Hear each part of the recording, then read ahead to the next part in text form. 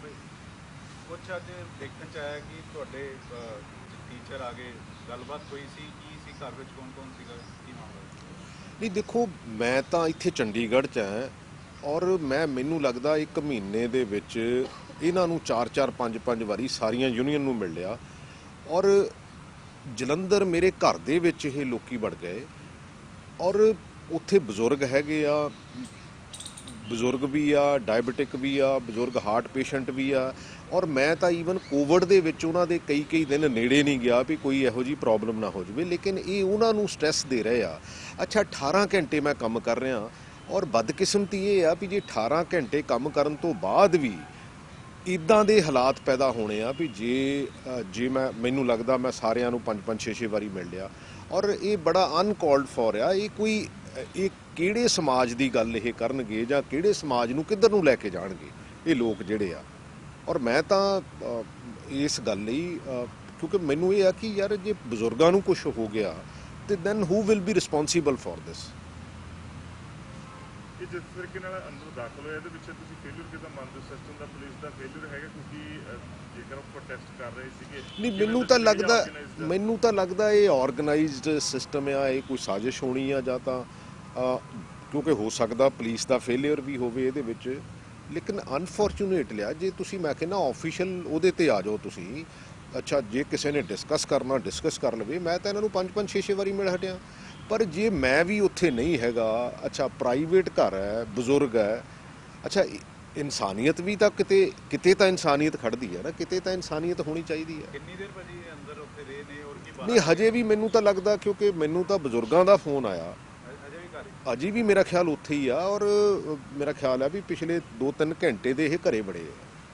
ਕੌਣ ਕਿੰਨੇ ਕੁ ਲੋਕ ਹੈ ਕਿਹੜੀ ਯੂਨੀਅਨ ਹੈ ਔਰ ਕੀ ਇਹਨਾਂ ਇਸ ਯੂਨੀਅਨ ਨਾਲ ਵੀ ਤੁਹਾਡੀ ਕੋਈ ਗੱਲਬਾਤ ਹੋਈ ਸੀ? ਦੇਖੋ ਮੇਰੀ ਸਾਰੀਆਂ ਯੂਨੀਅਨ ਨਾਲ ਲਗਭਗ 5-5 4-4 ਵਾਰੀ ਗੱਲ ਹੋਈ। ਮੈਂ ਕਿਹਾ ਜੋ ਡਿਪਾਰਟਮੈਂਟ ਲੈਵਲ ਤੇ ਮੈਂ ਕਰ ਸਕਦਾ ਮੈਂ ਡੈਫੀਨੇਟਲੀ ਇਨ ਪ੍ਰੋਸੈਸ ਹੈਗਾ। ਕੁਛ ਕੋਰਟਸ ਦੇ ਵਿੱਚ ਕੇਸ ਹੈ, ਕੁਛ ਕੁ ਜਿਹੜੇ ਆ ਡਿਪਾਰਟਮੈਂਟ ਨੂੰ ਕਿਹਾ ਗਿਆ ਵੀ ਤੁਸੀਂ ਇਹਦੇ ਤੇ ਵਰਕਆਊਟ ਕਰੋ ਵੀ ਆਪਾਂ ਬੈਸਟ ਪੋਸੀਬਲ ਕੀ ਕਰ ਸਕਦੇ ਹਾਂ ਔਰ ਇਦੋਂ ਵੱਧ ਤਾਂ ਮੈਨੂੰ ਲੱਗਦਾ ਨਹੀਂ ਕੁਛ ਕੀਤਾ ਜਾ ਸਕਦਾ। पुलिस ऑफिसर जो है वहाँ पर जलंधर में सर उनसे बातचीत हुई, कोई आपको किसी तरीके से बाहर निकालने का प्रयास करे या जो लॉ एंड ऑर्डर है लगता नहीं वो तो पुलिस ने देखना है बेसिकली। अगर मिनिस्टर के घर के अंदर ही कोई चले जाएगा ऐसे जो लोग हैं तो अल्टीमेटली ये पुलिस का फेलियर तो है ही। हाँ नारेबाजी तो मैं बेसिकली मैं विजुअल भी आपको शेयर कर दूंगा। वहाँ उन्होंने नारेबाजी चलो करते रहें, कोई ऐसी वो प्रॉब्लम नहीं, लेकिन ये है कि आप अगर किसी के घर पे घुस के ऐसा काम करते हैं तो और वो भी बुजुर्गों के सामने, तो वो कितनी इंसानियत है। ਮੈਨੂੰ ਤਾਂ ਨਹੀਂ ਪਤਾ ਕਿਉਂਕਿ ਮੈਨੂੰ ਤਾਂ ਸਿਰਫ ਬਜ਼ੁਰਗਾਂ ਦਾ ਫੋਨ ਆਇਆ ਕਿਉਂਕਿ ਅਲਟੀਮੇਟਲੀ 올ਡ ਏਜ ਹੈਗੇ ਆ, ਸੋ ਮੈਂ ਇਸ ਗੱਲ ਤੋਂ ਡਰਦਾ ਹੈਗਾ ਕਿ ਕੋਈ ਇਹੋ ਜਿਹੀ ਗੱਲ ਨਾ ਹੋਵੇ। ਭਾਜੀ ਕਿੰਨੇ ਕੁ ਵਜੇ ਦੇ ਬੜੇ ਸੀਗੇ ਔਰ ਕੀ ਇਹਨਾਂ ਨਾਲ ਤੁਹਾਡੀ ਕਦੋਂ ਗੱਲਬਾਤ ਹੋਈ ਸੀ? ਹੁਣ ਇਹ ਮੰਗ ਕੀ ਕਰ ਰਹੇ ਕਿ ਅਸੀਂ ਇਹ ਕਹਿ ਰਹੇ ਕਿ ਉਦੋਂ ਤੱਕ ਰਵਾਂਗੇ ਜਦੋਂ ਤੱਕ ਤੁਸੀਂ ਨਹੀਂ ਮੈਨੂੰ ਤਾਂ ਪਤਾ ਹੀ ਨਹੀਂ ਹੈ, ਮੈਂ ਤਾਂ ਇੱਥੇ ਹੁਣ ਚੰਡੀਗੜ੍ਹ ਆ। ਚੰਡੀਗੜ੍ਹ ਇਹਨਾਂ ਨੂੰ ਪਤਾ ਵੀ 2-3 ਦਿਨ ਮੈਂ ਮੰਡੇ ਟਿਊਜ਼ਡੇ ਵੈਡਨਸਡੇ ਚੰਡੀਗੜ੍ਹ ਹੁੰਦਾ, ਪਰ ਮੈਨੂੰ ਤਾਂ ਹੁਣ ਨਾ ਕੋਈ ਪਤਾ ਹੀ ਆ ਵੀ ਕੀ ਇਹ ਕਹਿਣਾ ਚਾਹੁੰਦੇ। ਮੈਨੂੰ ਜਿਹੜਾ ਮਰਜ਼ੀ ਮਿਲ ਲਵੇ ਮੈਂ ਤਾਂ ਕਦੀ ਮਨਾ ਹੀ ਨਹੀਂ ਕਰਦਾ। ਤੁਸੀਂ ਕਿ ਘਰ ਵਿੱਚ ਬਜ਼ੁਰਗ ਹੈ ਔਰ ਪੁਲਿਸ ਦਾ ਫੇਲੀਅਰ ਹੈ, ਕਿਸ ਦੀ ਸਾਜ਼ਿਸ਼ ਲੱਗਦੀ ਹੈ? ਕਿਉਂਕਿ ਇਸ ਤਰੀਕੇ ਦੇ ਨਾਲ ਅਗਰ ਘੇਰਾ ਪਾਇਆ ਘਰ ਦੇ ਅੰਦਰ ਵੜ ਗਏ, ਕੋਈ ਸਾਜ਼ਿਸ਼ ਕਿਸ ਦੀ ਸਾਜ਼ਿਸ਼? ਨਹੀਂ ਮੈਂ ਤਾਂ ਹੁਣ ਇਹਦੇ ਤੇ ਤਾਂ ਨੈਚੁਰਲੀ ਪੁਲਿਸ ਕਮੈਂਟ ਕਰ ਸਕਦੀ, ਮੈਂ ਤਾਂ ਕਮੈਂਟ ਨਹੀਂ ਕਰ ਸਕਦਾ। ਤੁਹਾਡੀ ਪੁਲਿਸ ਨਾਲ ਕੋਈ ਗੱਲਬਾਤ ਹੋਈ ਹੈ ਕਿ ਇਹਨਾਂ ਨੂੰ ਘਰੋਂ ਬਾਹਰ ਕਿਤੇ ਅਲੱਗ ਤੋਂ ਜਗ੍ਹਾ ਦਿੱਤੀ ਜਾਵੇ ਜਾਂ ਕੁਝ? ਨਹੀਂ ਬਟ ਵੈਸੇ ਵੀ ਉੱਥੇ ਤਾਂ ਮੇਰੀ ਜਿਹੜੀ ਜਲੰਧਰ ਦਾ ਘਰ ਆ ਉਹ ਲੋਕੈਲਿਟੀ ਦੇ ਵਿੱਚ ਆ, ਉੱਥੇ ਕੋਈ ਸਰਕਾਰੀ ਜਗ੍ਹਾ ਨਹੀਂ ਹੈ, ਮਤਲਬ ਆਲੇ ਦੁਆਲੇ ਲੋਕ ਤੰਗ ਹੈਗੇ ਆ ਔਰ ਮੈਂ ਕੰਮ ਕਰ ਰਿਹਾ, ਲੇਕਿਨ ਅਨਫੋਰਚੂਨੇਟ ਹੈ ਇਹੋ ਜਿਹੀ ਸਿਚੁਏਸ਼ਨ ਨਹੀਂ ਬਣਨੀ ਚਾਹੀਦੀ। ਯੂਨੀਅਨ ਦਾ ਨਹੀਂ ਪਤਾ ਚੱਲ ਸਕਿਆ ਕਿਹੜੀ? ਮੇਰਾ ਖਿਆਲ ਕੋਈ ਬੇਰੁਜ਼ਗਾਰ ਟੀਚਰ ਯੂਨੀਅਨ ਮੈਨੂੰ ਦੱਸਿਆ ਹੈਗਾ ਵੀ ਜਾਂ PTI ਬੇਰੁਜ਼ਗਾਰ ਟੀਚਰ ਯੂਨੀਅਨ ਹੈਗੀ ਆ ਔਰ ਮੈਂ ਸਾਰੀ ਮੈਨੂੰ ਲੱਗਦਾ ਉਹਦੇ ਤੇ ਅਸੀਂ ਹੋਮਵਰਕ ਕਰ ਰਹੇ ਹਾਂ। ਹੁਣ ਵੀ ਮੈਂ ਐਜੂਕੇਸ਼ਨ ਸੈਕਟਰੀ ਐਂਡ ਉਹਨਾਂ ਨਾਲ ਹੀ ਮੀਟਿੰਗ ਕਰਨ ਜਾ ਰਹੇ ਹਾਂ ਵੀ ਆਪਾਂ ਜੋ ਕਰਨ ਵਾਲਾ ਹੈਗਾ ਉਹ ਕਿੱਥੇ ਕੁ ਪਹੁੰਚਾ, ਉਹਦੀ ਕੀ ਆਪਾਂ ਕਰ ਸਕਦੇ ਹਾਂ, ਰੈਮੀਡੀ ਕੀ ਲੈ ਸਕਦੇ ਹਾਂ ਤਾਂ ਕਿ ਉਹਨੂੰ ਸੌਰਟ ਆਊਟ ਕੀਤਾ ਜਾਵੇ। ਸੰਵਿਧਾਨ ਦੇ ਜਿਹੜੇ ਫੰਡਾਮੈਂਟਲ ਰਾਈਟਸ ਨੇ ਉਹ ਵੀ ਸਾਨੂੰ ਕਿਸੇ ਹੱਦ ਤੱਕ ਆਪਣੀ ਗੱਲ ਰੱਖਣ ਦੀ ਇਜਾਜ਼ਤ ਦਿੰਦੇ ਆ। ਕੀ ਤੁਸੀਂ ਇਹਨਾਂ ਦੇ ਖਿਲਾਫ ਕੋਈ ਲੀਗਲ ਐਕਸ਼ਨ ਲੈਣ ਜਾਓਗੇ? ਨਹੀਂ ਹੈ ਤਾਂ ਦੇਖੋ, ਮੈਨੂੰ ਤਾਂ ਐਂ ਲੱਗਦਾ ਹੁੰਦਾ ਵੀ ਯਾਰ ਸਾਡੇ ਹੀ ਬੱਚੇ ਆ, ਬਟ ਜਦੋਂ ਕਿਤੇ ਹੱਦ ਤੋਂ ਗਾਂਹ ਤੁਸੀਂ ਲੰਘ ਜਾਂਦੇ ਆ, ਕਿਉਂਕਿ ਮੈਂ ਨਹੀਂ ਕਹਿੰਦਾ ਕਿ ਡੈਮੋਕ੍ਰੈਟਿਕ ਰਾਈਟ ਹੈਗਾ, ਔਰ ਲੇਕਿਨ ਜੇ ਮੰਨ ਲਓ ਸਪੋਜ਼ ਇਹੋ ਜੀ ਸਿਚੁਏਸ਼ਨ ਜਿਹੜੀ ਕਿ ਨਹੀਂ ਹੋਣੀ ਚਾਹੀਦੀ, ਔਰ ਇਹਨਾਂ ਨੂੰ ਵੀ ਤਾਂ ਇਸ ਗੱਲ ਲਈ ਸਮਝ ਹੋਣੀ ਚਾਹੀਦੀ ਆ। ਬਜ਼ੁਰਗ ਕੌਣ ਹੈ ਸਰ? ਡਰ ਮੇਰੇ ਮਦਰ ਫਾਦਰ ਹੈਗੇ ਆ, ਫਾਦਰ ਹਾਰਟ ਪੇਸ਼ੈਂਟ ਹੈ ਔਰ ਮਦਰ ਅਕਿਊਟ ਡਾਇਬੀਟਿਕ ਹੈ।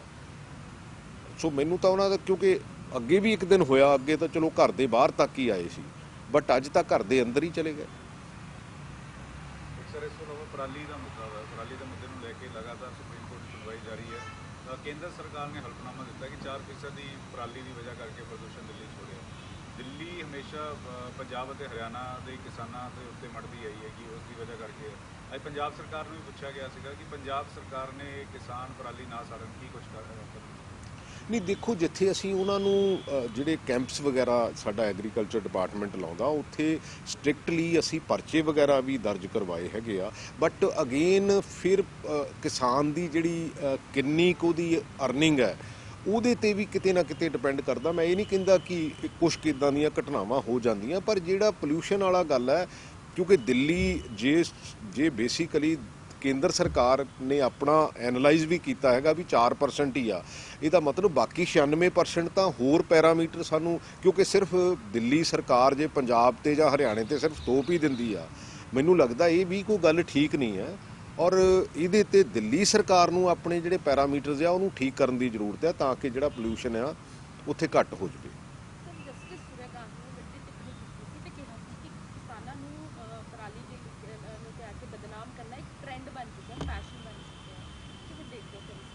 ਨਹੀਂ, ਮੈਂ ਤਾਂ ਖੁਦ ਇਸ ਗੱਲ ਨੂੰ ਮਹਿਸੂਸ ਕਰਦਾ, ਕਿਉਂਕਿ ਅਸੀਂ ਉਹਦੇ ਕੋਈ ਡਿਫਰੈਂਟ ਪੈਰਾਮੀਟਰਸ ਫਿਕਸ ਕਰੀਏ, ਕਿਉਂਕਿ ਕੋਈ ਸੈਂਟਰ ਸਰਕਾਰ ਥੋੜ੍ਹੀ ਬਹੁਤੀ ਮਦਦ ਕਰੇ, ਕੁਛ ਅਸੀਂ ਮਦਦ ਕਰੀਏ, ਕੁਛ ਕਿਸਾਨ ਜਿਹੜੇ ਆ, ਕਿਉਂਕਿ ਇਹਦੇ ਕਈ ਬਦਲਵੇਂ ਪ੍ਰਬੰਧ ਹੋਏ ਵੀ ਆ, ਪਿਛਲੇ ਸਮੇਂ ਤੋਂ ਬਹੁਤ ਘਟਿਆ ਵੀ ਹੈਗਾ ਪੋਲਿਊਸ਼ਨ। ਮੈਨੂੰ ਪਤਾ ਕਿ ਮੈਂ ਆਪਣੇ ਹਲਕੇ ਦੇ ਵਿੱਚ ਕਈ ਕਿਸਾਨਾਂ ਦੇ ਉੱਤੇ, ਕਿਉਂਕਿ ਉਹਨਾਂ ਨੂੰ ਐਜੂਕੇਟ ਵੀ ਕੀਤਾ, ਪਰ ਜਿਹੜੇ ਕੋਈ ਨਹੀਂ ਫਿਰ ਹਟਦੇ ਸੀ, ਫਿਰ ਉਹਨਾਂ ਤੇ ਪਰਚੇ ਵਗੈਰਾ ਵੀ ਦਰਜ ਕਰਵਾਏ। ਸਿਮਿਲਰਲੀ ਪੂਰੇ ਪੰਜਾਬ ਦੇ ਵਿੱਚ ਇਸ ਚੀਜ਼ ਨੂੰ ਬੜਾ ਧਿਆਨ ਨਾਲ ਵਾਚਿਆ ਜਾ ਰਿਹਾ ਵੀ ਹਾਂ ਵੀ ਇਹ ਸਾਡੇ ਸਾਰਿਆਂ ਦੀ ਸਿਹਤ ਨਾਲ ਕਿਤੇ ਨਾ ਕਿਤੇ ਆਉਣ ਵਾਲਾ ਸਮਾਂ ਜਿਹੜਾ ਸਾਡੇ ਸਾਰਿਆਂ ਲਈ ਚੰਗਾ ਨਹੀਂ ਹੈ, ਕਿਉਂਕਿ ਸਾਹ ਤਾਂ ਹਰ ਬੰਦੇ ਨੇ, ਕਿਉਂਕਿ ਅੱਜ ਦਿੱਲੀ ਦੀ ਪ੍ਰੋਬਲਮ ਹੈ, ਕੱਲ੍ਹ ਨੂੰ ਪੰਜਾਬ ਦੀ ਹੋ ਸਕਦੀ ਆ, ਹਰਿਆਣੇ ਦੀ ਹੋ ਸਕਦੀ ਆ, ਬਟ ਸਾਨੂੰ ਕਲੈਕਟਿਵਲੀ ਇਹਦੇ ਤੇ ਜਿਹੜੇ ਪੈਰਾਮੀਟਰਸ ਆ ਉਹ ਫਿਕਸ ਕਰਕੇ ਉਹਦੇ ਤੇ ਐਕਟ ਕਰਨਾ ਪਊਗਾ।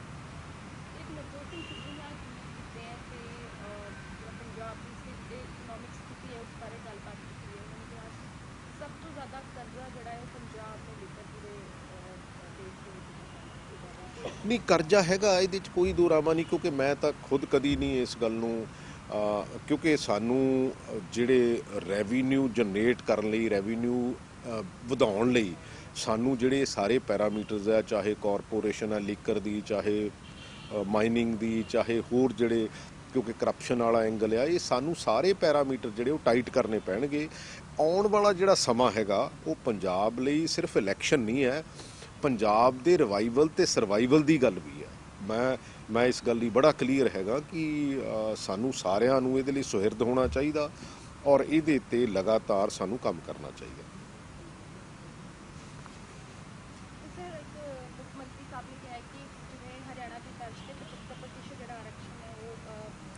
ਅਸੀਂ ਉਹਦੇ ਤੇ ਡਿਸਕਸ਼ਨ 2-3 ਵਾਰੀ ਹੋ ਚੁੱਕੀ ਆ। ਅਸੀਂ ਚਾਹੁੰਦੇ ਹਾਂ ਕਿ ਪੰਜਾਬ ਦੇ ਯੂਥ ਨੂੰ ਪੰਜਾਬ ਦੇ ਵਿੱਚ ਵੱਧ ਤੋਂ ਵੱਧ ਜਿਹੜੀਆਂ ਜੌਬਸ ਜਿਹੜੀਆਂ ਮਿਲਣ। ਸੋ ਅਲੱਗ-ਅਲੱਗ ਉਹਦੇ ਤੇ ਵਿਊ ਪੁਆਇੰਟ ਸੀਗੇ। ਮੈਨੂੰ ਲੱਗਦਾ ਕੱਲ੍ਹ ਵਾਲੀ ਜਿਹੜੀ ਸਾਡੀ ਕੈਬਨਿਟ ਆ ਉਹਦੇ ਵਿੱਚ ਵੀ ਡਿਸਕਸ਼ਨ ਹੋਊਗੀ, ਕਿਉਂਕਿ ਕਈ ਚੀਜ਼ਾਂ ਇਹੋ ਜਿਹੀਆਂ ਜਿਹੜੀਆਂ ਅਸੀਂ ਲਿਆਉਣੀਆਂ ਚਾਹੁੰਦੇ ਤਾਂ ਕਿ ਉਹ ਪੰਜਾਬ ਦੇ ਨੌਜਵਾਨਾਂ ਨੂੰ ਵੱਧ ਤੋਂ ਵੱਧ ਜਿਹੜਾ ਜੌਬਸ ਦੇ ਵਿੱਚ ਜਿਹੜਾ ਫਾਇਦਾ ਹੋ ਸਕੇ। ਅਕਾਲੀ ਬਸਪਾ ਦੇ ਜਿਹੜੇ ਗੱਠਜੋੜ ਤੇ ਵੀ ਅੱਜ ਮੁੱਖ ਮੰਤਰੀ ਨੇ ਤੰਜ ਦੱਸਿਆ ਔਰ ਇਹ ਕਿਹਾ ਕਿ ਅਕਾਲੀ ਦਲ ਸਿਰਫ ਮਜਬੂਰੀ ਹੈ, ਗਰੀਬਾਂ ਨਾਲ ਪਿਆਰ ਨਹੀਂ ਕਰਦੀ ਬਸਪਾ ਨਾਲ। ਦੇਖੋ, ਮੈਂ ਤਾਂ ਬਹੁਤਾ ਕਮੈਂਟ ਨਹੀਂ ਕਰਨਾ ਚਾਹੁੰਦਾ, ਕਿਉਂਕਿ ਇਸ ਕਰਕੇ ਨਹੀਂ ਕਰਨਾ ਚਾਹੁੰਦਾ, ਅੱਜ ਸੋਸ਼ਲ ਮੀਡੀਆ, ਇਲੈਕਟ੍ਰੋਨਿਕ ਮੀਡੀਆ ਤੇ ਹਰ ਚੀਜ਼ ਅਵੇਲੇਬਲ ਹੈ। ਸੋ ਜਿਹਨੇ ਜੋ ਕੀਤਾ ਉਹ ਲੁਕੋਇਆ ਨਹੀਂ ਜਾ ਸਕਦਾ, ਉਹ ਸਾਰਿਆਂ ਦੇ ਸਾਹਮਣੇ ਆ। ਸੋ ਅਕਾਲੀ ਦਲ ਨੇ ਜੋ ਪਿਛਲੇ ਸਮੇਂ 'ਚ ਕੀਤਾ, ਉਹ ਮੈਨੂੰ ਲੱਗਦਾ ਕਿ ਉਹ ਪੋਲੀਟੀਕਲ ਮਜਬੂਰੀ ਦੇ ਤਹਿਤ ਹੀ ਜਿਹੜਾ BSP ਦੇ ਨਾਲ ਹੈ। ਔਰ ਕਿਉਂਕਿ ਅਕਾਲੀ ਦਲ ਦਾ ਆਪਣਾ ਕੈਡਰ ਬੜਾ ਸਟਰੋਂਗ ਕੈਡਰ ਸੀ, ਪਰ ਅਨਫੋਰਚੂਨੇਟਲੀ ਇੱਕ ਪਰਿਵਾਰ ਦੀ ਇਹ ਫੀਫਡਮ ਬਣ ਕੇ ਰਹਿ ਗਿਆ, ਜਿਹਦੇ ਕਰਕੇ, ਕਿਉਂਕਿ ਇਹ ਨਹੀਂ ਹੋ ਸਕਦਾ ਵੀ ਇਹ 100 ਸਾਲ ਪੁਰਾਣੀ ਪਾਰਟੀ ਜਿਹੜੀ ਆ ਉਹ ਸਿਰਫ ਇੱਕ ਪਰਿਵਾਰ 'ਚ ਸਿਮਟ ਕੇ ਰਹਿ ਜਾਵੇ। ਮੈਨੂੰ ਲੱਗਦਾ ਕਿ ਇਹਦਾ ਘੇਰਾ ਵਧਾਉਣਾ ਚਾਹੀਦਾ, ਸਾਨੂੰ ਓਪਨ ਕਰਨਾ ਚਾਹੀਦਾ, ਤਾਂ ਕਿ ਦੇਖੋ ਪੋਲੀਟੀਕਲ ਸਿਸਟਮ ਦੇ ਵਿੱਚ ਪੋਲੀਟੀਕਲ ਪਾਰਟੀਆਂ ਜਿਹੜੀਆਂ ਉਹ ਉਸ ਦਾਇਰੇ ਦੇ ਵਿੱਚ ਰਹਿ ਕੇ ਹੀ ਕੰਮ ਕਰਦੀਆਂ, ਪਰ ਜਦੋਂ ਲੋਕ ਇਹ ਮਹਿਸੂਸ ਕਰਨ ਲੱਗ ਪੈਂਦੇ ਆ ਵੀ ਇਹ ਸਿਰਫ ਇੱਕ ਪ੍ਰਾਈਵੇਟ ਲਿਮਟਿਡ ਕੰਪਨੀ ਬਣ ਗਈ ਆ, ਤਾਂ ਫਿਰ ਲੋਕੀ ਬਹੁਤਾ ਉਹਦੇ ਤੇ ਵਿਸ਼ਵਾਸ ਨਹੀਂ ਕਰਦੇ। ਠੀਕ ਹੈ ਜੀ।